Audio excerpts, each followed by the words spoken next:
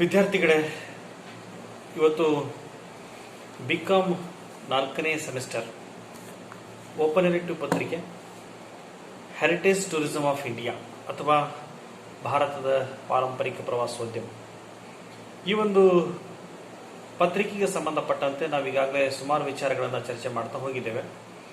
ಅದರಲ್ಲಿ ಈಗ 4ನೇ ಘಟಕದ ಬಗ್ಗೆ ಮಾತಾಡ್ತಾ ಇದ್ವಿ. 4ನೇ ಘಟಕ ಅದು ಪ್ರವಾಸೋದ್ಯಮ ಸಂಘಟನೆಗಳು ಅಥವಾ ಟೂರಿಸಂ ಆರ್ಗನೈಸೇಷನ್ಸ್ ಅಂತ ಕರಿತೀವಿ ನಾವು. ಈ ಒಂದು ವಿಚಾರಕ್ಕೆ ಸಂಬಂಧಪಟ್ಟಂತೆ ಚರ್ಚೆ ಮಾಡ್ತಾ ಹೊರಟಿದ್ವಿ. ಅದರಲ್ಲಿ ಮತ್ತೊಂದು ವಿಚಾರವನ್ನು ಕುರಿತು ಇವತ್ತು ನಾವು ಮಾತಾಡಬೇಕಾಗಿದೆ.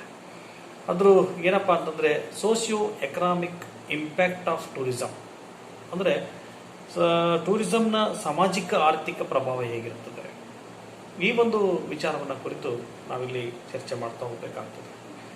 ನೋಡಿ ವಿದ್ಯಾರ್ಥಿಗಳೇ, ಈ ಒಂದು ಪ್ರವಾಸೋದ್ಯಮ ಏನಿದೆಯಲ್ಲ, ಇದರಿಂದ ಇವತ್ತು ಒಂದು ದೇಶಕ್ಕೆ ಸಾಮಾಜಿಕವಾಗಿ ಮತ್ತು ಆರ್ಥಿಕವಾಗಿ, ಸಾಂಸ್ಕೃತಿಕವಾಗಿ, ಅಂದ್ರೆ ಸಾಮಾಜಿಕವಾಗಿ, ಆರ್ಥಿಕವಾಗಿ, ಸಾಂಸ್ಕೃತಿಕವಾಗಿ ಕೂಡ ಈ ಪ್ರವಾಸೋದ್ಯಮದಿಂದ ಅನೇಕ ಲಾಭಗಳು ಒಂದು ದೇಶಕ್ಕೆ ಸಿಗ್ತವೆ.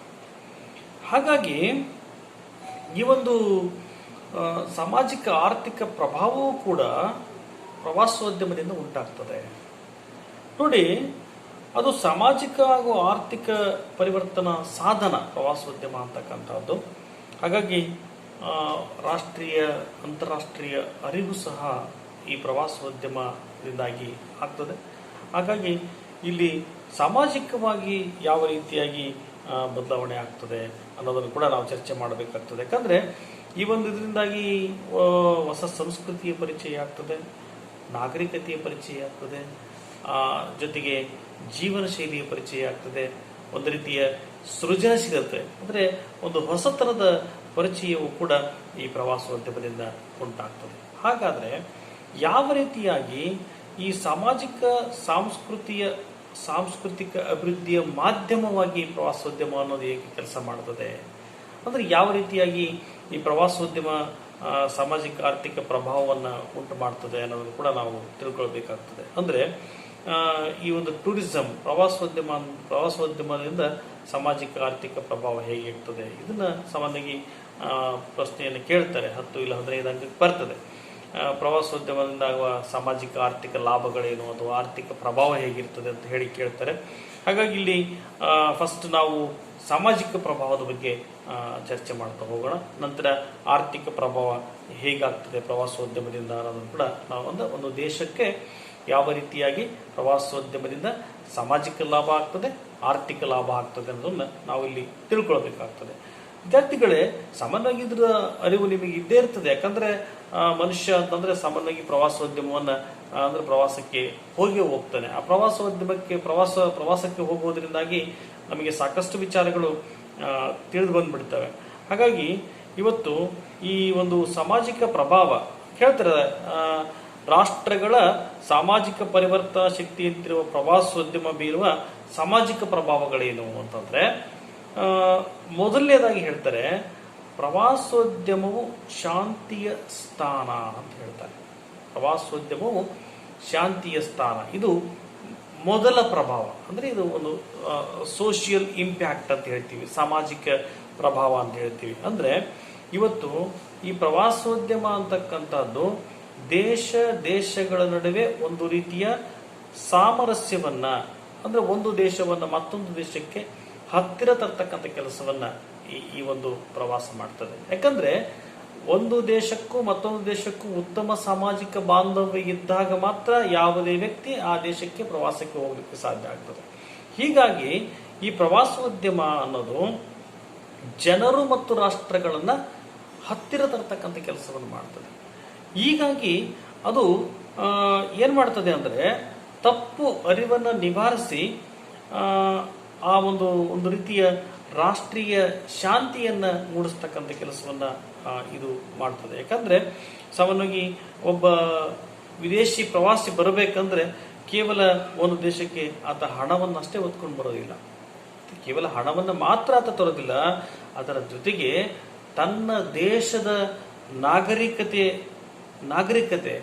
ತನ್ನ ದೇಶದ ಚರಿತ್ರೆ ಅವುಗಳನ್ನು ತೆಗೆದುಕೊಂಡು ಬರ್ತಕ್ಕಂಥ ಒಬ್ಬ ಸಾಂಸ್ಕೃತಿಕ ರಾಯಭಾರಿಯಾಗಿ ಆತ ಒಂದು ದೇಶಕ್ಕೆ ಬರ್ತಾನೆ. ಹಾಗಾಗಿ ಇತಿಹಾಸಕಾರ ಹೇಳ್ತಾನೆ ಏನಂತಂದ್ರೆ, ಒಬ್ಬ ವಿದೇಶಿ ಪ್ರವಾಸಿಗೆ ಬರಬೇಕಾದ್ರೆ ಕೇವಲ ತನ್ನ ಜೊತೆಗೆ ಹಣವನ್ನ ಮಾತ್ರ ತರೋದಿಲ್ಲ, ಅದರ ಜೊತೆಗೆ ಆತ ಆ ದೇಶದ ನಾಗರಿಕತೆ, ಆ ದೇಶದ ಚರಿತ್ರೆ ಅವನ್ನ ಹೊತ್ತು ತರತಕ್ಕಂಥ ಒಬ್ಬ ಸಾಂಸ್ಕೃತಿಕ ರಾಯಭಾರಿ ಆತ ಅಂತ ಹೇಳ್ತಾನೆ. ಅಂದ್ರೆ ಒಂದು ದೇಶಕ್ಕೂ ಮತ್ತೊಂದು ದೇಶಕ್ಕೂ ಒಂದು ರೀತಿಯ ಸಾಮಾಜಿಕ ಶಾಂತಿಯನ್ನ ಉಂಟು ಮಾಡ್ತಕ್ಕಂಥ ಕೆಲಸವನ್ನ ಈ ಪ್ರವಾಸೋದ್ಯಮ ಮಾಡ್ತದೆ ಅನ್ನೋದು ನಮಗೆ ಅರಿವಾಗ್ತದೆ. ಅಂದ್ರೆ ಪ್ರವಾಸೋದ್ಯಮವು ಶಾಂತಿಯ ಸ್ಥಾನ. ಯಾಕಂದ್ರೆ ನಾವು ಬೇರೆ ದೇಶಕ್ಕೆ ನಾವು ಪ್ರವಾಸ ಹೋಗ್ತೀವಿ ಅಂತಂದ್ರೆ ನಮ್ಮೊಟ್ಟಿಗೆ ನಮ್ಮ ದೇಶದ ಚರಿತ್ರೆ ಕೂಡ ಇರುತ್ತದೆ.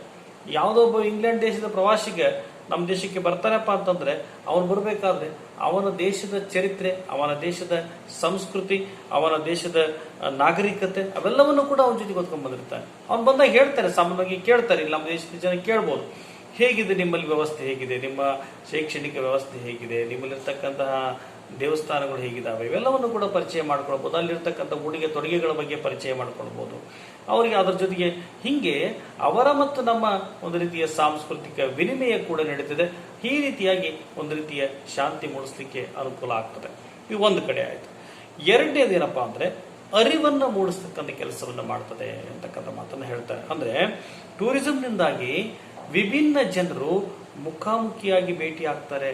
ಈ ಭೇಟಿಯಾಗುವಿಕೆಯಿಂದಾಗಿ ಏನಾಗ್ತದೆ ಅಂದ್ರೆ ಸಂಸ್ಕೃತಿ, ವಾಣಿಜ್ಯಗಳು ಜಗತ್ತಿನಲ್ಲಿ ಮುಕ್ತವಾಗಿ ಆಚರಿಸ್ತಕ್ಕಂಥ ಕೆಲಸವನ್ನು ಮಾಡ್ತವೆ. ಈ ರೀತಿಯಾಗಿ ದೇಶಗಳ ನಡುವೆ ಪರಸ್ಪರ ಒಡಂಬಡಿಕೆ ಮೂಡತಕ್ಕಂಥ ಕೆಲಸ ಆಗ್ತದೆ. ಒಂದು ರೀತಿಯ ಅರಿವನ್ನ ಮೂಡಿಸ್ತಕ್ಕಂಥ ಕೆಲಸ ಈ ಪ್ರವಾಸೋದ್ಯಮದಿಂದ ಆಗ್ತದೆ. ಹಾಗಾಗಿ ಆ ಪ್ರವಾಸೋದ್ಯಮದ ಸಾಮಾಜಿಕ ಲಾಭ ಎರಡನೇದು ಅಂದ್ರೆ ಅದು ಅರಿವು ಮೂಡಿಸುವ ಕೆಲಸ.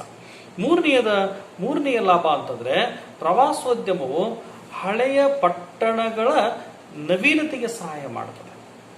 ನೋಡಿ ಹೇಗಿದೆ, ಈ ಹಳೆಯ ಪಟ್ಟಣಗಳ ನವೀನತೆಯನ್ನು ಮಾಡತಕ್ಕಂಥ ಕೆಲಸಕ್ಕೆ ಸಹಾಯವನ್ನು ಮಾಡ್ತದೆ. ಯಾಕಂತಂದ್ರೆ ನಮ್ಮ ಯಾವುದೇ ದೇಶದಲ್ಲಿರ್ತಕ್ಕಂತಹ ಪರಂಪರೆ ಅಂತ ಏನ್ ಹೇಳ್ತೀವಿ, ಹೆರಿಟೇಜ್ ಅಂತ ನಾವೇನ್ ಹೇಳ್ತೀವಲ್ಲ, ಆ ಪುರಾತನವಾಗಿರ್ತಕ್ಕಂತಹ ಪಟ್ಟಣಗಳು, ಆ ಪಟ್ಟಣಗಳಲ್ಲಿರ್ತಕ್ಕಂತಹ ಅರಮನೆಗಳು, ಆ ಪಟ್ಟಣಗಳಲ್ಲಿರ್ತಕ್ಕಂಥ ವಸ್ತು ಸಂಗ್ರಹಾಲಯಗಳು, ಅಲ್ಲಿರ್ತಕ್ಕಂಥ ದೇವಾಲಯಗಳು, ಅಲ್ಲಿರ್ತಕ್ಕಂತಹ ಕೋಟೆಗಳು, ಅಲ್ಲಿರ್ತಕ್ಕಂತಹ ದುರ್ಗಗಳು, ಅಲ್ಲಿರ್ತಕ್ಕಂತಹ ಹವೇಲಿಗಳನ್ನ ಹೆರಿಟೇಜ್ ಹೋಟೆಲ್ಗಳನ್ನಾಗಿ ಪರಿವರ್ತನೆ ಮಾಡ್ತಕ್ಕಂಥ ಕೆಲಸ ಆಗ್ತದೆ. ಈ ರೀತಿಯಾಗಿ ಆ ಪುರಾತನ ಪಟ್ಟಣಗಳು ಕೂಡ ಒಂದು ರೀತಿಯ ಹೊಸ ರೀತಿಯಾಗಿರ್ತಕ್ಕಂಥ ಪಟ್ಟಣಗಳಾಗಿ ಬೆಳೆದಿಕ್ಕೆ ಅವಕಾಶ ಆಗ್ತದೆ. ಅಲ್ಲಿರ್ತಕ್ಕಂತಹ ಪುರಾತನತೆ ಅಥವಾ ಪ್ರಾಚೀನತೆ ಹೋಗಿ ಒಂದು ರೀತಿಯ ಹೊಸ ರೀತಿಯ ಅನುಭವಗಳು ಉಂಟಾಗಲಿಕ್ಕೆ ಸಾಧ್ಯ ಆಗ್ತದೆ ಅಂತಕ್ಕಂಥದ್ದು. ಹಾಗಾಗಿ ಮೂರನೆಯ ಸಾಮಾಜಿಕ ಪ್ರಭಾವ ಅಂತಂದ್ರೆ ಅದು ಪ್ರವಾಸೋದ್ಯಮ ಹಳೆಯ ಪಟ್ಟಣಗಳ ನವೀನತೆಗೆ ಸಹಾಯವನ್ನು ಮಾಡತಕ್ಕಂಥ ಕೆಲಸವನ್ನು ಮಾಡ್ತದೆ ಅಂತಕ್ಕಂಥದ್ದು. ಆಮೇಲೆ ನಾಲ್ಕನೆಯದು ಅಂತಂದ್ರೆ ಪ್ರವಾಸೋದ್ಯಮವು ಸ್ಥಳೀಯ ಸಂಸ್ಕೃತಿಯನ್ನು ಪುನರುತ್ಥಾನಗೊಳಿಸ್ತಕ್ಕಂಥ ಕೆಲಸವನ್ನು ಮಾಡ್ತದೆ. ಅಂದ್ರೆ ಯಾವುದೇ ಒಂದು ದೇಶದಲ್ಲಿರ್ತಕ್ಕಂತಹ ಸ್ಥಳೀಯ ಸಂಸ್ಕೃತಿ, ಅಲ್ಲಿರ್ತಕ್ಕಂತಹ ವಿನೋದ ಅಥವಾ ಮನೋರಂಜನೆ ಅಂತ ನಾವು ಹೇಗೆ ಕರಿತೀವಿ, ಈ ವಿನೋದ ಹಾಗೂ ಮನೋರಂಜನೆಗಾಗಿ ಸಹಸ್ರಾರು ವಿದೇಶಿ ಪ್ರವಾಸಿಗರು ಬರ್ತಾರೆ. ಈ ಬರೋದ್ರಿಂದಾಗಿ ಅಲ್ಲಿರ್ತಕ್ಕಂಥ ಗಮ್ಯ ಸ್ಥಳ ಅಂದ್ರೆ ಅಲ್ಲಿ ಪ್ರವಾಸಕ್ಕೆ ಬರ್ತಕ್ಕಂಥ ಒಂದು ಪ್ಲೇಸ್ ಏನಿರ್ತದೆ, ಸ್ಥಳ ಏನಿರ್ತದಲ್ಲ, ಆ ಗಮ್ಯ ಸ್ಥಳೀಯ ಸಂಪನ್ಮೂಲಗಳಿಗೆ ಅಲ್ಲಿ ಬೇಡಿಕೆ ಹೆಚ್ಚಾಗ್ತಾ ಹೋಗ್ತದೆ. ಅಂದ್ರೆ ಅಲ್ಲಿರ್ತಕ್ಕಂತಹ ಸ್ಥಳೀಯ ಸಂಪನ್ಮೂಲಗಳಿಗೆ ಅಲ್ಲಿ ಬರ್ತಕ್ಕಂಥ ಪ್ರವಾಸಿಗಳಿಂದಾಗಿ ಬೇಡಿಕೆಗಳು ಹೆಚ್ಚಾಗ್ತಾ ಹೋಗ್ತವೆ. ಇದರ ಜೊತೆಗೆ ಗ್ರಾಮೀಣ ಕರಕುಶಲ ವಸ್ತುಗಳು ಮಾರಾಟವಾಗಲಿಕ್ಕೆ ಆರಂಭಗೊಳ್ಳುತ್ತವೆ. ಹೀಗೆ ಪ್ರವಾಸೋದ್ಯಮ ಅಲ್ಲಿರ್ತಕ್ಕಂತಹ ಸ್ಥಳೀಯ ಸಂಸ್ಕೃತಿಯನ್ನು ಪರಿಚಯ ಮಾಡಿಕೊಡ್ತಕ್ಕಂಥ ಕೆಲಸವನ್ನ ಅಥವಾ ಪುನರುತ್ಥಾನಗೊಳಿಸ್ತಕ್ಕಂಥ ಕೆಲಸವನ್ನು ಮಾಡ್ತವೆ. ಯಾಕಂದ್ರೆ ಅಲ್ಲಿರ್ತಕ್ಕಂಥ ಕರಕುಶಲಗಳು ತಯಾರು ಮಾಡಿರ್ತಕ್ಕಂಥ ವಸ್ತುಗಳು ಕೂಡ ಪ್ರವಾಸಿಗಳನ್ನ ಆಕರ್ಷಣೆ ಮಾಡ್ತವೆ. ಆಕರ್ಷಣೆಗೊಂಡಿರ್ತಕ್ಕಂತಹ ಪ್ರವಾಸಿಗಳು ಕೂಡ ಏನ್ ಮಾಡ್ತಾರೆ, ಆ ಕರಕುಶಲ ವಸ್ತುಗಳನ್ನ ಅವುಗಳಿಗೆ ಮಾರು ಹೋಗಿ ಆ ವಸ್ತುಗಳನ್ನ ಕಂಡುಕೊಳ್ತಾರೆ. ಹಾಗಾಗಿ ಅಲ್ಲಿರ್ತಕ್ಕಂಥ ಒಂದು ಸ್ಥಳೀಯ ಉದ್ಯಮ ಆ ಕರಕುಶಲತೆ ಅದು ಅವರನ್ನ ಸೆಳೆಯೋದ್ರಿಂದಾಗಿ ಆ ಕರಕುಶಲತೆಯ ಪರಿಚಯ ಅದರ ಪುನರುತ್ಥಾನ. ಯಾಕಂದ್ರೆ ಅವುಗಳಿಗೆ ಬೇಡಿಕೆ ಹೆಚ್ಚಾದಂತೆಲ್ಲ ಹೊಸ ಹೊಸ ರೀತಿಯಾಗಿರ್ತಕ್ಕಂತಹ ಒಂದು ಕರಕುಶಲ ವಸ್ತುಗಳನ್ನು ತಯಾರು ಮಾಡಲಿಕ್ಕೆ ಆ ಕರಕುಶಲ ಕರ್ಮಿಗಳು ಮುಂದೆ ಬರ್ತಾರೆ. ಹೀಗಾಗಿ ಆ ಒಂದು ಪುರಾತನ ಸ್ಥಳೀಯ ಸಂಸ್ಕೃತಿ ಏನಿರ್ತದಲ್ಲ ಅದು ಕೂಡ ಪುನರುತ್ಥಾನಗೊಳ್ಳಲಿಕ್ಕೆ ಪ್ರವಾಸದಿಂದ ಸಾಧ್ಯ ಆಗ್ತದೆ ಅಂತಕ್ಕಂಥದ್ದು ಇದು ಕೂಡ ಒಂದು ಸಾಮಾಜಿಕ ಪ್ರಭಾವ ಅಂತ ನಾವು ಹೇಳಬೇಕಾಗ್ತದೆ. ಇನ್ನು ಐದನೇದಾಗಿ ಸಾಂಪ್ರದಾಯಿಕ ಕಲೆಗಳ ನವೀಕರಣ ಆಗ್ತದೆ. ಇದು ಕೂಡ ಬಹಳ ಮುಖ್ಯವಾಗಿರ್ತಕ್ಕಂಥ ಅಂಶ. ಅಂದ್ರೆ ಐದನೆಯ ಒಂದು ಸಾಮಾಜಿಕ ಲಾಭ ಅಥವಾ ಸಾಮಾಜಿಕ ಪ್ರಭಾವದ ಅಂಶ ಅಂತಂದ್ರೆ ಈ ಒಂದು ಸಾಂಪ್ರದಾಯಿಕ ಕಲೆಗಳ ನವೀಕರಣ ಆಗ್ತದೆ. ಯಾಕಂದ್ರೆ ಈ ಪ್ರವಾಸೋದ್ಯಮದ ಅಭಿವೃದ್ಧಿಯಿಂದಾಗಿ ಕರಕುಶಲ ಹಾಗೂ ಗೃಹ ಕೈಗಾರಿಕೆ ವಸ್ತುಗಳಿಗೆ ಬೇಡಿಕೆ ಹೆಚ್ಚಾಗ್ತಾ ಹೋಗ್ತದೆ. ಈ ರೀತಿ ಬೇಡಿಕೆ ಹೆಚ್ಚಾಗೋದ್ರಿಂದಾಗಿ ಯಾಕಂದ್ರೆ ಉದಾಹರಣೆಗೆ ಈ ಕಲ್ಲುಗಳಲ್ಲಿ ಕೆತ್ತನೆ ಮಾಡ್ತಕ್ಕಂಥ ಕೆಲವು ಸುಂದರವಾಗಿರ್ತಕ್ಕಂತಹ ಮೂರ್ತಿ ಶಿಲ್ಪಗಳಿರ್ಬೋದು, ಅಥವಾ ಕಟ್ಟಿಗೆಯಲ್ಲಿ ಮಾಡ್ತಕ್ಕಂಥ ಬೊಂಬೆಗಳ ತಯಾರಿಕೆ ಇರ್ಬೋದು, ಅಥವಾ ಈ ದಂತ ಅಥವಾ ಎಲುಬು ಅಂತ ನಾವು ಹೆಂಗೆ ಹೇಳ್ತೀವಲ್ಲ, ಪ್ರಾಣಿಗಳ ಎಲುಬುಗಳು ಅಥವಾ ಪ್ರಾಣಿಗಳ ದಂತಗಳಿಂದ ತಯಾರು ಮಾಡಿರ್ತಕ್ಕಂಥ ದಂತದ ಕೆತ್ತನೆಯ ವಸ್ತುಗಳು ಇರ್ಬೋದು, ಅದು ಕೆಲವು ಪೇಂಟಿಂಗ್ಸ್ ಅಥವಾ ನಾವೀಗ ಚಿತ್ರಕಲೆಗಳು ಇರ್ಬೋದು, ಆಮೇಲೆ ಆಭರಣ ತಯಾರಿಕೆಗಳು. ಯಾಕಂದ್ರೆ ಭಾರತೀಯರು ವಿಶೇಷವಾಗಿ ಸಾಕಷ್ಟು ಆಭರಣ ಪ್ರಿಯರು, ಸಾಕಷ್ಟು ಆಭರಣಗಳನ್ನ ನಮ್ಮ ದೇಶದಲ್ಲಿ ನಾವು ಕಾಣುತ್ತೇವೆ. ಅಂದ್ರೆ ಆ ಆಭರಣ ತಯಾರಿಕೆ ಕೂಡ ಬಹಳಷ್ಟು ಜನ ಪ್ರವಾಸಿಗರನ್ನ ಆಕರ್ಷಣೆ ಮಾಡ್ತಕ್ಕಂಥ ಕೆಲಸ ಮಾಡ್ತದೆ. ಹಾಗಾಗಿನೇ ಹೇಳ್ತಾರೆ ಸಾಂಪ್ರದಾಯಿಕ ಕಲೆಗಳ ನವೀಕರಣ ಆಗ್ತದೆ. ಯಾಕಂದ್ರೆ ಹಳೆಯ ಕಾಲದಲ್ಲಿ ಆಗ್ತಕ್ಕಂಥ ಅನೇಕ ರೀತಿಯಾಗಿರ್ತಕ್ಕಂಥ ಬಹಳ ಸುಂದರವಾಗಿರ್ತಕ್ಕಂಥ ಆಭರಣಗಳನ್ನ ಇವತ್ತು ಕೂಡ ಮೆಚ್ಕೊಳ್ತಕ್ಕಂಥ ಜನ ಇದ್ದಾರೆ. ಅಂದ್ರೆ ಅಂತಹ ಅದ್ಭುತವಾಗಿರ್ತಕ್ಕಂಥ ಒಂದು ಸಾಂಸ್ಕೃತಿಕ ನೆಲೆಗಟ್ಟನ್ನ ಪರಿಚಯ ಮಾಡಿಕೊಡ್ತಕ್ಕಂಥ ಕೆಲಸವನ್ನ ಈ ಪ್ರವಾಸೋದ್ಯಮ ಮಾಡ್ತದೆ. ಹಾಗಾಗಿ ಹೇಳ್ತಾರೆ ಸಾಮಾನ್ಯವಾಗಿ ಇಲ್ಲಿ ಸಾಂಪ್ರದಾಯಿಕ ಕಲೆಗಳ ನವೀಕರಣ ಆಗ್ತದೆ ಅಂದ್ರೆ ಇದು ಒಂದು ಸಾಮಾಜಿಕ ಪ್ರಭಾವ ಅಂತ ನಾವು ಹೇಳ್ತೀವಿ. ಅದಕ್ಕೆ ಹೇಳಿದೆ ನಾನು, ಇಲ್ಲಿ ಬೊಂಬೆ ತಯಾರಿಕೆ ಇರ್ಬೋದು, ಶಿಲೆಗಳ ಕೆತ್ತನೆ ಇರ್ಬೋದು, ಚಿತ್ರಕಲೆ ಇರ್ಬೋದು, ಆಭರಣ ತಯಾರಿಕೆ ಇರ್ಬೋದು, ಮಡಿಕೆ ತಯಾರಿಕೆ, ಇವೆಲ್ಲವುಗಳು ಕೂಡ ನಮ್ಮ ದೇಶದ ಮೂಲ ಕಸಬುಗಳು ಆಗಿದ್ದಾವೆ. ಇವೆಲ್ಲವುಗಳು ಕೂಡ ಸಾಕಷ್ಟು ಬೇಡಿಕೆ ಹೆಚ್ಚಾಗ್ತಕ್ಕಂಥ ಕೆಲಸ ಆಗ್ತದೆ. ಸಾಂಪ್ರದಾಯಿಕ ಹಬ್ಬಗಳ ಪರಿಚಯ ಆಗ್ತದೆ, ಜಾನಪದ ಕಲೆಗಳ ಪರಿಚಯ ಆಗ್ತದೆ, ನೃತ್ಯ, ಸಂಗೀತ ಇವೆಲ್ಲವುಗಳು ಕೂಡ ಪುನರುತ್ಥಾನಗೊಳ್ಳಲಿಕ್ಕೆ ಪ್ರವಾಸೋದ್ಯಮ ಪ್ರಭಾವವನ್ನು ಉಂಟು ಮಾಡ್ತದೆ. ಹಾಗಾಗಿ ಈ ಸಾಂಪ್ರದಾಯಿಕ ಕಲೆಗಳ ನವೀಕರಣ ಪ್ರವಾಸೋದ್ಯಮದಿಂದ ಆಗ್ತದೆ. ಇನ್ನು ಏಳನೆಯ ಒಂದು ಸಾಮಾಜಿಕ ಪ್ರಭಾವ ಶಿಕ್ಷಣಕ್ಕೆ ಒಂದು ಹೊಸ ಯುಗ ಆರಂಭ ಆಗ್ತದೆ ಅಂತಕ್ಕಂಥ ಮಾತನ್ನು ಕೂಡ ಇತಿಹಾಸಕಾರ ಬರೀತಾನೆ. ಅಂದ್ರೆ ಪ್ರವಾಸೋದ್ಯಮವು ಇತರೆ ಜನರ ರೂಢಿಗಳು, ಸಂಪ್ರದಾಯಗಳು, ಸಮಾಜ, ಆಹಾರ, ಉಡುಗೆ, ಜೀವನ ಶೈಲಿ ಇವೆಲ್ಲವುಗಳನ್ನು ತಿಳಿಸುವ ಶಿಕ್ಷಣವಿದ್ದಂತೆ ನೋಡಿ. ಯಾಕಂದ್ರೆ ನಾವಿವತ್ತು ಯಾವುದೇ ಒಂದು ಪ್ರದೇಶಕ್ಕೆ ಪ್ರವಾಸ ಹೋಗ್ತೀವಿ ಅಂತಂದ್ರೆ ಅಲ್ಲಿರ್ತಕ್ಕಂತಹ ಜನರ ಶೈಕ್ಷಣಿಕ ವ್ಯವಸ್ಥೆ ಹೇಗಿದೆ, ಅವರು ಹಾಕೊಂಡಿರ್ತಕ್ಕಂತಹ ಉಡುಗೆ ಹೇಗಿದೆ, ಅವರ ಆಹಾರ ಪದ್ಧತಿಗಳು ಹೇಗಿದ್ದಾವೆ, ಅವೆಲ್ಲವೂ ಕೂಡ ನಮಗೊಂದು ರೀತಿಯ ಶಿಕ್ಷಣವನ್ನು ನೀಡತಕ್ಕಂಥ ಕೆಲಸವನ್ನು ಮಾಡ್ತವೆ. ಅವನ್ನೆಲ್ಲ ನಮ್ಮ ಮನಸ್ಸಲ್ಲಿ ಅಥವಾ ಪುಸ್ತಕದ ರೂಪದಲ್ಲಿ ಬರೆದಿದ್ದಾರೆ. ಯಾಕಂದ್ರೆ ನಮ್ಮ ದೇಶಕ್ಕೆ ಬಂದಿರತಕ್ಕಂಥ ಅನೇಕ ವಿದೇಶಿ ಪ್ರವಾಸಿಗರು ಮಾಡಿದಂತಹ ಕೆಲಸನೇ ಅದು. ಇವತ್ತು ನಮ್ಮ ದೇಶದ ಚರಿತ್ರೆಯನ್ನು ಬರೆದಿದ್ದೀವಿ ಅಂತಂದ್ರೆ ಇವತ್ತು ಅದಕ್ಕೆ ಸಾಕಷ್ಟು ರೀತಿಯಾಗಿರ್ತಕ್ಕಂತಹ ಆಧಾರಗಳನ್ನು ಹುಡುಕ್ತಾ ಹೋದಾಗ ಸಾಕಷ್ಟು ಜನ ವಿದೇಶಿ ಪ್ರವಾಸಿಗರು, ವಿಜಯನಗರ ಸಾಮ್ರಾಜ್ಯ ಇರ್ಬೋದು, ಮೈಸೂರು ಇರ್ಬೋದು, ಅಥವಾ ಬಿಜಾಪುರದ ಗೋಳಗುಮ್ಮಟ ಇರಬಹುದು, ಇಂತಹ ಅನೇಕ ಸಾಂಸ್ಕೃತಿಕ ನೆಲೆಗಟ್ಟನ್ನು ಹೊಂದಿರತಕ್ಕಂಥ ಸ್ಥಳಗಳಿಗೆ ಅನೇಕ ಜನ ವಿದೇಶಿ ಪ್ರವಾಸಿಗರು ಬರ್ತಾರೆ. ಯಾಕಂದ್ರೆ ನಮ್ಮ ದೇಶವನ್ನು ಆಳ್ವಿಕೆ ಮಾಡಿರ್ತಕ್ಕಂತಹ ಇಂದಿನ ಅನೇಕ ರಾಜಮನೆತನಗಳು, ಗುಪ್ತ ಸಾಮ್ರಾಜ್ಯ ಇರಬಹುದು, ಮೌರ್ಯ ಸಾಮ್ರಾಜ್ಯ ಇರಬಹುದು, ಚಾಲುಕ್ಯ ಸಾಮ್ರಾಜ್ಯ ಇರಬಹುದು, ವಿಜಯನಗರ ಸಾಮ್ರಾಜ್ಯ ಇರಬಹುದು, ಮೈಸೂರು ಅರಸರ ಕಾಲ ಇರಬಹುದು, ಪಾಳೆಗಾರರ ಕಾಲ ಇರಬಹುದು, ಅಥವಾ ಯಾರು ರಾಷ್ಟ್ರಕೂಟರ ಕಾಲ ಇರಬಹುದು, ವೈಸರರ ಕಾಲ ಇರಬಹುದು, ಇವೆಲ್ಲ ಕಾಲಘಟ್ಟಗಳಲ್ಲಿ ನಾವು ನೋಡಿದಾಗ ಅನೇಕ ಜನ ವಿದೇಶಿಗರು ನಮ್ಮ ದೇಶಕ್ಕೆ ಬಂದು ಹೋಗಿದ್ದಾರೆ. ಅವರು ಕೂಡ ಇಲ್ಲಿ ನೋಡಿರ್ತಕ್ಕಂತಹ ಶೈಕ್ಷಣಿಕ ವ್ಯವಸ್ಥೆ, ಇಲ್ಲಿರ್ತಕ್ಕಂತಹ ಉಡುಗೆ ತೊಡುಗೆಗಳ ಬಗ್ಗೆ, ಇಲ್ಲಿರ್ತಕ್ಕಂಥ ಕಲೆಗಳ ಬಗ್ಗೆ ಸಾಕಷ್ಟು ವಿಚಾರಗಳನ್ನ ತಮ್ಮ ಪ್ರವಾಸದ ಕಥನಗಳಲ್ಲಿ ಬರೆದಿರ್ತಕ್ಕಂಥದ್ದನ್ನು ನಾವು ನೋಡ್ತೀವಿ. ಹೀಗಾಗಿ ಸಾಮಾನ್ಯವಾಗಿ ನಾವು ತಿಳ್ಕೊಳ್ಬೇಕಾಗ್ತದೆ ಇಲ್ಲಿ ಏನು ಅಂತಂದ್ರೆ ಶಿಕ್ಷಣಕ್ಕೆ ಒಂದು ಹೊಸ ಯುಗವನ್ನ ಉಂಟು ಮಾಡ್ತಕ್ಕಂಥ ಕೆಲಸವನ್ನು ಮಾಡ್ತದೆ. ಇವತ್ತು ನೋಡಿ, ನಾವು ಅವರೆಲ್ಲ ಪ್ರವಾಸಕ್ಕೆ ಬಂದಂಥವರು ನಮ್ಮ ದೇಶದ ಅನೇಕ ವಿಚಾರಗಳನ್ನ ಪ್ರವಾಸ ಕಥನಗಳಲ್ಲಿ ಬರೆದಿರ್ತಕ್ಕಂಥದ್ದು ನೋಡ್ತೀವಿ. ಹುಯ್ಯರಾಜ್ ಸಾಗರ ಬಗ್ಗೆ ನೋಡ್ತೀವಿ, ಹಿತ್ ಸಿಂಗ್ನ ಬಗ್ಗೆ ನೋಡ್ತೀವಿ, ಪಾಹಿಯಾನ್ನ ಬಗ್ಗೆ ನೋಡ್ತೀವಿ.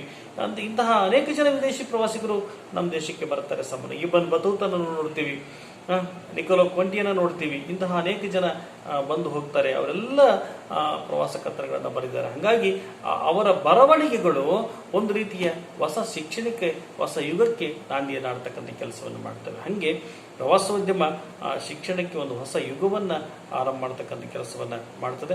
ಹೀಗೆ ಜ್ಞಾನ ದಿಗಂತ ಹೆಚ್ಚಾಗ್ತದೆ, ಸಹಕಾರ, ಅರಿವು, ಸಮನ್ವಯದ ಸ್ಫೂರ್ತಿ ನೀಡುತ್ತದೆ.